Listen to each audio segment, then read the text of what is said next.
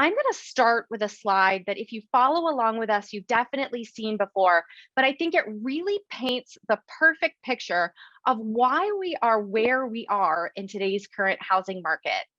So I'm going to pop this up here, and this is single family housing units completed, and it goes all the way back to 1970. And if you look at this graph, you can see a dotted line kind of across the screen right now, and it's average annual units completed. So that's new construction, single family homes completed going back to the 70s. And the blue bars kind of go a little above, a little below that line. They sort of hover along for several decades. And then what starts to happen in the early 2000s is those bars start to tick up a little bit. And then we start to see red bars. And that's where we had 4 consecutive years of a record setting number of units built in this country. So record setting home construction. And 3 of those years, over 1.5 million single family housing units were completed. So we started to tick up. We ended up, what is that? That is an oversupply of houses in the market coming in the early to mid 2000s. And what happens anytime there's an oversupply of homes? Anytime there's more of something on the market than we have buyers interested, prices start to decline. Well, that was one of the factors that led to the housing crash.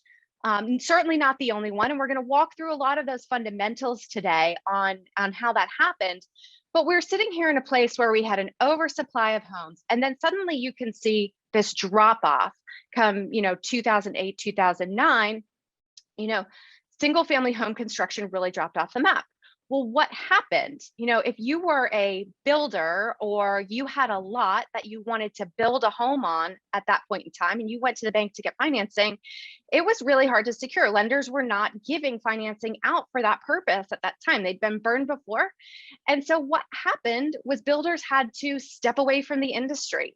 And as that happened, they had to go, find another source of income. It was a trade and builders couldn't keep building in that scenario. And that led us to those green bars, which is 14 straight years of underneath the average annual units completed. So 14 years of underbuilding.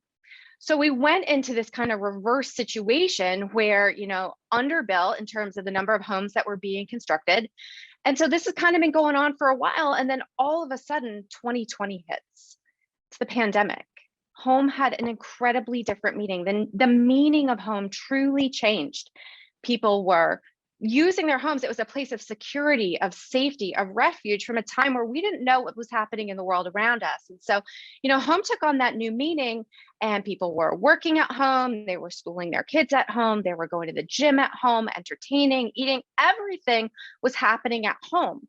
So that started to create this great demand in a market that is undersupplied for new homes. At the same time that current homeowners weren't listing their homes as frequently. There was concerns about, do I want to have an open house? It's a pandemic. I don't want people coming in and out of my house. There are a lot of factors that kind of played into this, where demand skyrocketed and inventory became historically low. And this had kind of been happening leading up to this point in time for years. And so we're left in this situation where, home prices started skyrocketing and demand was increasing, and there was just all these different factors playing in. And I think that really paints the picture of why we are where we are. The pandemic accelerated what had kind of been happening for years, and then it suddenly all came to the forefront. So we're sitting in this place now where we have record high demand for homes and just simply not enough of them.